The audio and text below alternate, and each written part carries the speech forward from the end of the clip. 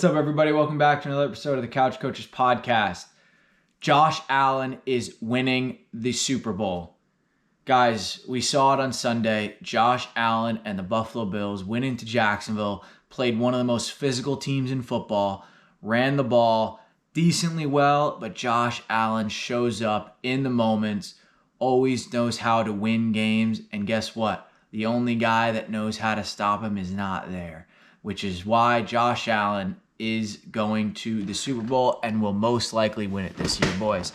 Wildcard weekend just wrapped up here in the NFL, and so we're going to talk all of the matchups moving forward, everything. So we're going to get right into it, starting with the games on Saturdays, the Rams and the Panthers. Matt Stafford has never won at Bank of America Stadium. He got it done this week. In a game that I think they should have dominated by even more. Obviously, when you give a team 10.5 points, you almost know they're not going to cover it. So we knew the Panthers probably were going to cover that spread pretty easily. So not much really there, but I think Matt Stafford and the Rams, I understand they put up 34 points. I understand they played pretty well. Puka, obviously, we know what we're going to get from him. Kyron looked really good in this game. But their defense, guys, it just was not convincing to me. And I just wonder when they play a good defense, when they play a defense that is solid and their offense is going to put up amount of points that they will, it's just, I don't know if it's going to work out for them. I have them still going on, which we're going to get into when we get into the matchups a little bit later. But I'm not convinced that the Rams, after I picked them last week, I'm not convinced that they look like the team to beat. And then the next game, we got the Packers and the Bears. Guys, I just thought that the Bears looked really bad. I understand they came back from down 18, but you can't start like that moving forward. You just can't.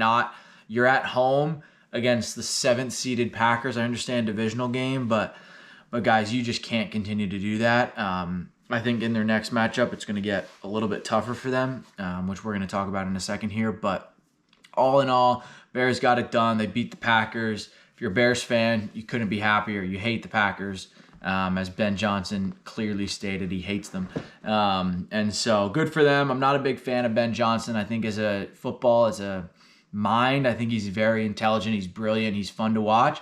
But just as a coach, I think he lacks a little bit of the respect and a lot of those kind of things. So, is what it is. We'll see. I don't know. It seems like it's going to bite him. I think they might be coming to the end of the road here, but we'll get into that. Guys, the first game on Sunday, the Bills-Jaguars games, I opened up with it, but I was just the Jaguars team, man, they played well. They're physical, their defense, their run defense is just so good. But it's Josh Allen, man. And this is exactly what I said in the beginning. You always have to take the superstar in the big game. You just have to. It's what happens. Superstars show up when the lights are the brightest. And that's why Josh Allen and the Buffalo Bills won. They're going into Denver next week. And so we'll see what happens there. But should be a pretty good game. But Josh Allen and the Bills, they got it done. Moving on. This next game, guys, the only game that I got wrong on the weekend, 49ers and the Eagles. George Kittle goes down with an injury. Not good. Out for the rest of the year. We'll see how the 49ers can move on with that. But, guys, the Eagles team, we knew they weren't convincing. I picked them because I just said you have the experience with the reigning champs. You have to back the reigning champs. But, man, I was so happy. As a Giants fan, I couldn't be happier watching them lose. And you heard it. You're hearing it all over the place, guys. But they just were not a very exciting team to watch. Their offense is not complex at all. It's basic stuff that we ran when I was in middle school, right? You're running deep routes. You're running mesh concepts. And you're running mesh concepts against zones, which is just not what happens. You run meshes against man coverage. It's a man coverage scheme. And I just think Kevin Patullo, you saw him, he got fired, and rightfully so. He was just atrocious. And so the Eagles, I don't know what they're going to do. I hope they blow the whole thing up. I hope A.J. Brown's gone. I hope everybody's gone. Jalen Hurts, I don't really know how they feel about him over there. I've heard a lot of different things, but man, I would love if the Eagles just blow things up, because next year is the Giants' year. We are winning it all next year. We are making a difference. So I love to watch the Eagles lose. It was so happy. I'm so happy that that's the only game that I got wrong, was the Eagles winning. So that's awesome. 49ers, I don't know how they're going to favor in the next week without George Kittle. I think they were able to beat the Eagles, but when you have a whole week of game planning to not have Kittle in the lineup, it's a different strategy that goes into it. So I think he just adds a sort of reliability. I know he has the dump down, Purdy has the dump down with CMC, but when you look at their receiving options, they really don't have that many options. I mean, you were throwing it to Demarcus Robinson. He was the big receiver in the game. And so when you're taking that into consideration, I don't know, I think the lack of Kittle really hurts you. And with all the injuries already on their team to Warner and Bosa, I just think it doesn't look great for them moving forward. We'll get into the matchup here in a second, but yeah, we'll see. I'm more than happy that they beat the Eagles, though. Next game, Chargers, Patriots, guys. I mean, Herbert is one of those things. I think he is one of the best quarterbacks in the NFL. I really do. I think he's talented. But that O-line is just so bad. Their defense, just not good. And I think we saw it. I love Jim Harbaugh. I like what he's doing in Los Angeles, but I just think the Chargers just aren't there quite yet. You need help on that O-line. Joe Alt needs to be there, needs to be healthy. And you're just a couple pieces away, man. They really do need a lot of help to those key positions. And that's the thing. It's a lot of help, but it's key positions that need a lot of help, right? It's not their whole team. They've got a lot of talent in terms of weapons. I know they're aging with Keenan Allen and Quentin Johnson. Who knows what he's going to be. Ladd didn't have the best year. Gatson, he looked pretty good, right? Amari Hampton looks like a beast. But you need help on that O-line, which is huge. Your D-line, you need help after you lost Bosa last year. You need help. You got to get after the quarterback. Derwin James, one of the best safeties in football. He's good, but he needs help. So secondary, getting after the quarterback, protecting the quarterback, the biggest needs for the Chargers. And so we'll see what they do moving forward. But the Patriots, I mean, look, congrats to the Patriots. Again, I'm not buying it. I didn't think they looked that convincing to me. And so we'll see what happens here in this next game. But Texans, Steelers, guys, this was a classic Texans defense game. Aaron Rodgers' retirement, most likely. On that note, I'm not an Aaron Rodgers guy, not a huge fan of him. But just watching him go out like this was not good, man. Last play of your career is a pick six. And yeah, it just wasn't a pretty game. The Texans defense it was like a close game, and then you just get momentum. And I think that's going to be the key is with this Texans defense is, can you guys keep momentum on your side enough for CJ Stroud to perform in the moments that he needs to perform in? Because you already know he's not going to give you a perfect game, right? He threw for like 250, 1 touchdown, 1 interception. And they got a lot from Woody Marks. He looked good.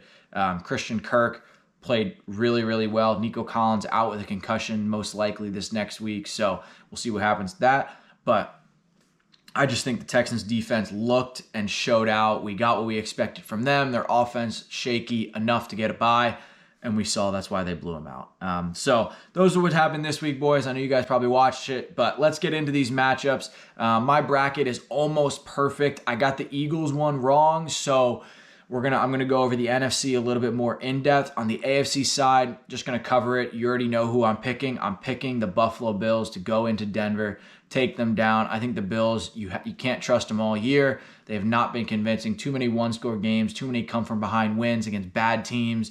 And I just think it's, again, Josh Allen. You rock with him in the postseason. I think Bo Nix, you can't trust him. I don't think he's that good. I don't think they have enough weapons. And I just think I understand their defense is really good at home. I just think I take Josh Allen over any player on that field all day, every day, which is why I'm going with the Bills.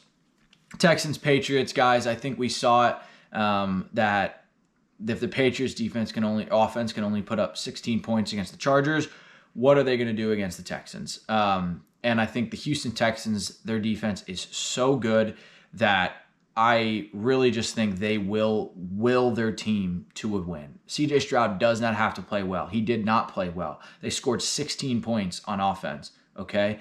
And that's all you need from them, right? That's all you need. Genuinely, if the offense of the Texans can score 20 points, the Texans will win this football game. And that's exactly what's going to happen, okay, boys? So make sure you guys lock in. Texans are beating the Patriots. Bills are beating the Broncos. AFC, we know that's happening. NFC side, right?